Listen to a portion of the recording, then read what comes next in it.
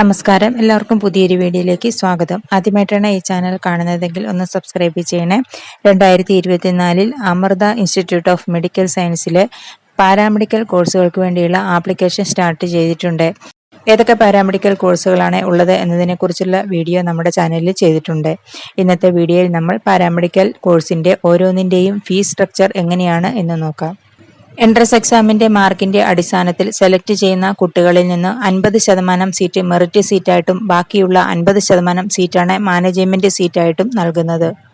50% merit seat ലഭിക്കുന്ന കുട്ടികൾക്ക് സ്കോളർഷിപ്പും നൽകുന്നുണ്ട്. സ്കോളർഷിപ്പിന്റെ ബാക്കി തുകയാണ് അവർ ഫസ്റ്റ് ഇയറിൽ ഫീസായിട്ട് അടയ്ക്കേണ്ടത്. NRI സീറ്റും അവൈലബിൾ ആണ്. മെറിറ്റ് സീറ്റിന്റെയും മാനേജ്മെന്റ് സീറ്റിന്റെയും NRI സീറ്റിന്റെയും ഫീസുകൾ തമ്മിൽ വ്യത്യാസമുണ്ട്. ആദ്യം നമുക്ക് മെറിറ്റ് സീറ്റിന്റെ ഒരു വർഷത്തെ ഫീസ് സ്ട്രക്ചർ എങ്ങനെയാണ് എന്ന് നോക്കാം. മെറിറ്റ് സീറ്റ് ലഭിക്കുന്ന കുട്ടികൾ സ്കോളർഷിപ്പ് തുക കുറച്ചതിന് ശേഷം ബാക്കിയാണ് ട്യൂഷൻ ഫീസായിട്ട് നൽകേണ്ടത്. അതുകൂടാതെ അതർ ഫീസ് ഇനത്തിലും ഹോസ്റ്റൽ ഫീസും മെസ് ഫീസും നൽകണം. അങ്ങനെ ടോട്ടൽ ഫസ്റ്റ് ഇയറിലെ ഫീസാണ് ഇപ്പോൾ ഏറ്റവും ലാസ്റ്റത്തെ കോളത്തിൽ കാണുന്നത്. അമൃതയുടെ വെബ്സൈറ്റിലെ പ്രോസ്പെക്ടസിൽ ഈ ഫീസ് സ്ട്രക്ചറുകൾ കൊടുത്തിട്ടുണ്ട്. അതല്ലെങ്കിൽ നിങ്ങൾക്ക് ഇതിന്റെ സ്ക്രീൻഷോട്ട് എടുത്താലും മതിയാകും.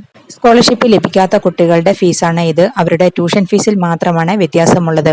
അതർ ഫീസും മെസ് ഫീസ്, ഹോസ്റ്റൽ ഫീസ് എന്നിവയെല്ലാം സ്കോളർഷിപ്പ് ലഭിക്കുന്ന കുട്ടികളുടേതുപോലെ തന്നെയാണ്. ഇത് NRI കാറ്റഗറിയുടെ ഫീസ് സ്ട്രക്ചറാണ്. അവരുടെ ട്യൂഷൻ ഫീസ് US ഡോളറിലാണ് കൊടുത്തിരിക്കുന്നത്. ബാക്കി other fees, hostel fees, mess fees എല്ലാം മറ്റുള്ളവരുടേതുപോലെ തന്നെ ഒരുപോലെയാണ്. ആപ്ലിക്കേഷൻ ഫീസ് 550 രൂപയാണ്. ഫസ്റ്റ് ഇയറിലെ മുഴുവൻ ഫീസും അഡ്മിഷന് വേണ്ടി ചെല്ലുന്ന സമയത്ത് തന്നെ നൽകേണ്ടതാണ്. Tuition fees, other fees, hostel fees, mess fees അങ്ങനെ മുഴുവൻ ഫീസുകളും അഡ്മിഷൻ എടുക്കുന്ന സമയത്ത് തന്നെ നൽകണം.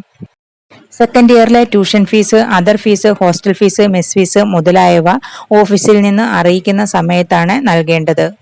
ഫീസ് അടയ്ക്കാൻ താമസിച്ചാൽ 150 രൂപ ഫൈൻ ഉണ്ടായിരിക്കുന്നതാണ്.